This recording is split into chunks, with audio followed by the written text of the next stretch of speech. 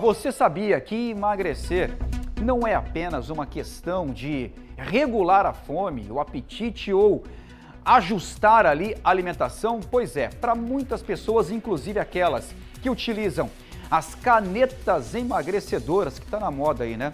O maior desafio está nos padrões mentais e emocionais que acompanham a comida, desde a infância. A Glaucia Araújo, ela está com uma psicóloga e explica agora pra gente a importância, né, de mandar a mente, de mudar, na verdade, a mente para manter o peso e também evitar recaídas, principalmente. É um trabalho difícil, né, Glaucinha?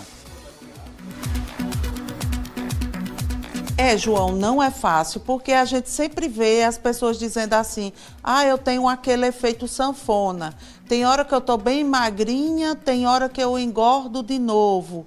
Mas eu já ouvi muito falar que a questão tá aqui, na cabeça. Você emagreceu, mas continua com o pensamento daquela pessoa que comia grandes quantidades. E por isso você não consegue controlar a sua boca. Aí você passa um processo magrinho e depois você volta a engordar. Mas o que é que a gente fez? A gente convidou a Daniele, que é psicóloga, para explicar para a gente o que é esse padrão mental. Daniele, bom dia. Muito bom dia. Pois é, todo mundo que está em casa acham que as canetas milagrosas realmente são milagrosas. Por quê? Porque o nosso cérebro ele tem um funcionamento que ele é adaptado com os nossos hábitos ao longo da vida. Então você vai condicionando padrões de comportamento em decorrência dessas induções. Só que para isso a gente tem um nome, que é a neuroplasticidade ou a plasticidade neural.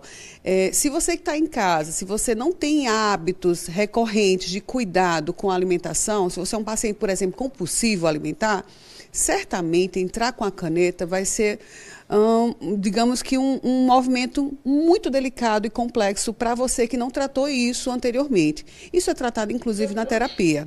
É importante salientar isso. Você pode tanto tratar com a terapia quanto com medicamentos psicotrópicos que cuidem dessa compulsão. Porque a reeducação alimentar não é apenas você entrar naquela fase do Mounjaro, do Ozempic, é você trazer isso como um padrão de vida, de fato, como uma mudança de comportamento para a tua vida.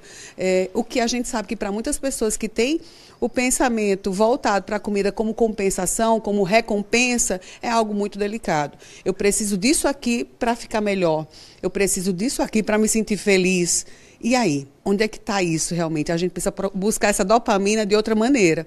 E é aí onde justamente muitas pessoas metem os pés pelas mãos com as dietas milagrosas, né? Aí depois aparecem as frustrações que complicam muito mais. Não somente isso, frustração, ansiedade, né? A tendência a desenvolver humor deprimido, instabilidade emocional, em decorrência da deturpação de autoimagem, da incapacidade de me ver suficientemente feliz digamos, eu paguei tanto por isso e eu não tive o resultado adequado. E agora? E aí eu vou comprar uma segunda, uma terceira.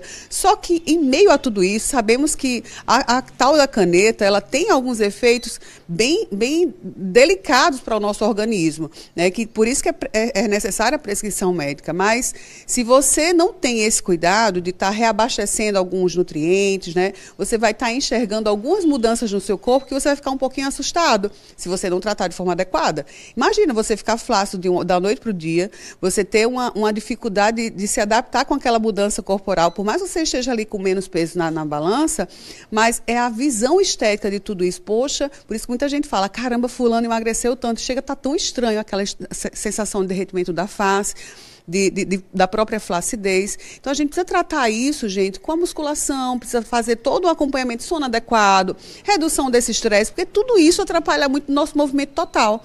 Você come mais com as suas emoções quando elas não estão, digamos, estáveis, né?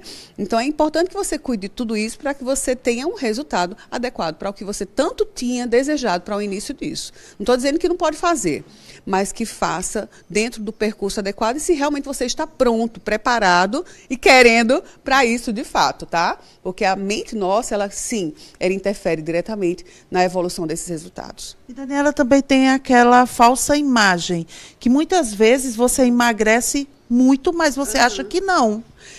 O nome disso é transtorno dismórfico. Vamos pensar que eu tenho uma visão deturpada do meu corpo. Transtorno alimentar, geralmente, alguns casos com anorexia, com a bulimia, né? Os transtornos alimentares, eles trazem essa visão de que, opa, eu não estou legal aqui. Mas eu quero mais porque eu estou achando também que eu não saí do mesmo lugar que eu estava, né? E aí é quando a gente também trata isso em acompanhamento psicológico. Geralmente, um acompanhamento vinculado à técnica cognitivo-comportamental, que é a TCC, né? Por conta da condução que é realizada nesse acompanhamento. Então, pacientes que têm transtornos alimentares, que estão com dificuldade aí com essa tal da compulsão, que talvez já tenha algum histórico lá atrás de anorexia, geralmente ela comete muito na fase da adolescência. Minhas adolescentes, elas têm essa necessidade muito de ser vista, aceita, né? E é algo que está muito mais no auto-julgamento do que necessariamente no julgamento dos outros. Então, tratar isso é importante. TCC, tá, gente? E é isso que eu ia falar, dessa cobrança de hoje, que tudo precisa ter um padrão.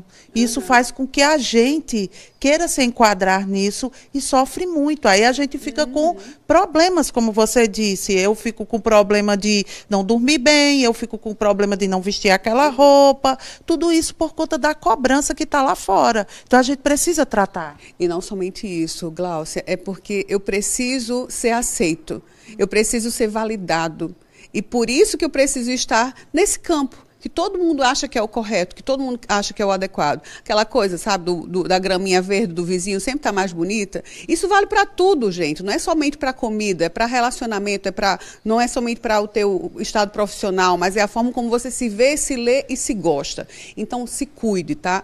O autocuidado, ele refere a tantas outras coisas, não apenas a forma como você se alimenta, até porque o nosso corpo, ele precisa também desse cuidado, desse carinho, né? Então, durma bem, faça atividade física, né? E pense que a construção de tudo isso também é lhe favorecer emocionalmente. Aí sim, você trata uma coisa de cada vez para cuidar do todo. Né? Obrigada, tá, Daniela? Eu que agradeço imensamente. Feliz feriado aí para todo mundo. E olha, cuidado com os excessos de hoje, viu? Isso mesmo, viu, gente? Ó, cuidado, você precisa se sentir bem para você e não para o outro, tá? Não segue esses padrões, não, porque se eles vão te fazer sofrer, aí não vale a pena. A gente passa tão pouco tempo por aqui, né, gente? Vamos ser felizes, que é o que importa. Volto contigo, João. Muito bem, Glaucinha. Recado dado, obrigado. Agradeço a nossa entrevistada aí, viu, Glaucinha?